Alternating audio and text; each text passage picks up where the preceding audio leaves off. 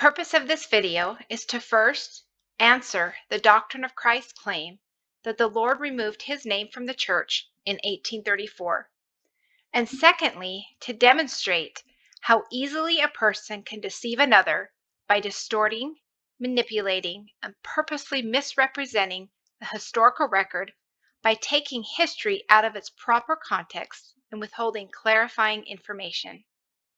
So let's get started. For those who are unaware, there is a disturbing new movement among disaffected members of the church who call themselves the Doctrine of Christ to believe and to convince others to believe that the Church of Jesus Christ of Latter-day Saints no longer holds the Melchizedek Priesthood.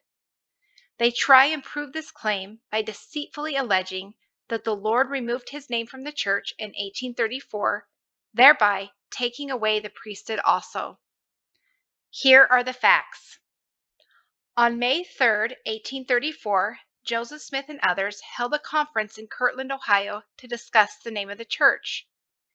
We can read what happened at this conference in the minutes published in the Joseph Smith papers. The conference came to order, and Joseph Smith Jr. was chosen moderator, and Frederick G. Williams and Oliver Cowdery were appointed clerks.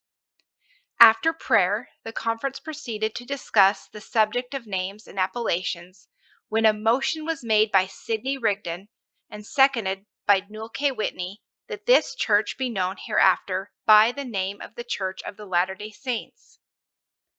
It's important to note that this is not the Lord removing his name from the church. It wasn't even a revelation. This was simply a conference where a motion was made and a vote was taken. The elders unanimously passed the motion that the name of the church be known as the Church of the Latter-day Saints.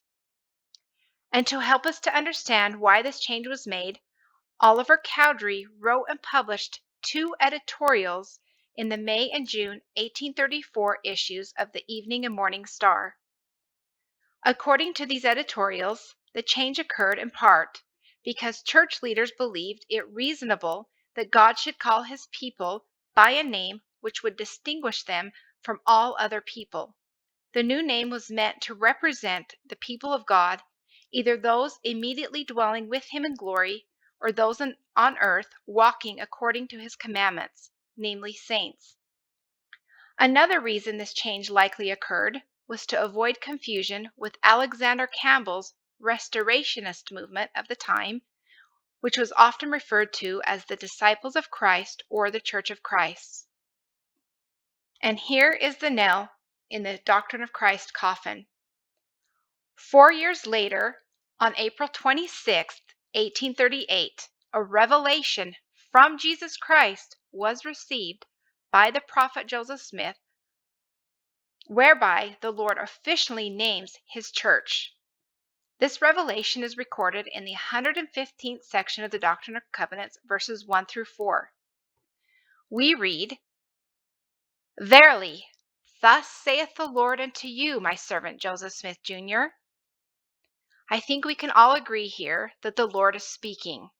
He's speaking to his servant Joseph Smith, and also to my servant Sidney Rigdon, and also my servant Hiram Smith, and your counselors who are and shall be appointed hereafter, and also unto you, my servant Edward Partridge, and his counselors, and also unto my faithful servants who are of the high council of my church in Zion, for thus it shall be called, and unto all elders and people of my church of Jesus Christ of Latter-day Saints, scattered abroad in all the world. For thus shall my church be called in the last days, even the church of Jesus Christ of Latter-day Saints. Imagine that. The truth has been in front of us the entire time. There is no reason for anyone to be manipulated or duped by the Doctrine of Christ group if they would only trust the revelations in the scriptures and not the opinions of those with an agenda. The Lord did not remove his name from the church in 1834, but rather he revealed the truth line upon line, precept upon precept.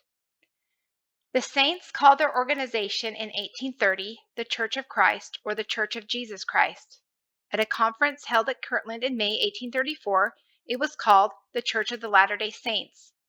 And finally, in 1838, the full name is given by the Lord through revelation, the Church of Jesus Christ of Latter-day Saints, which means the church belongs to Jesus Christ and consists of Latter-day Saints.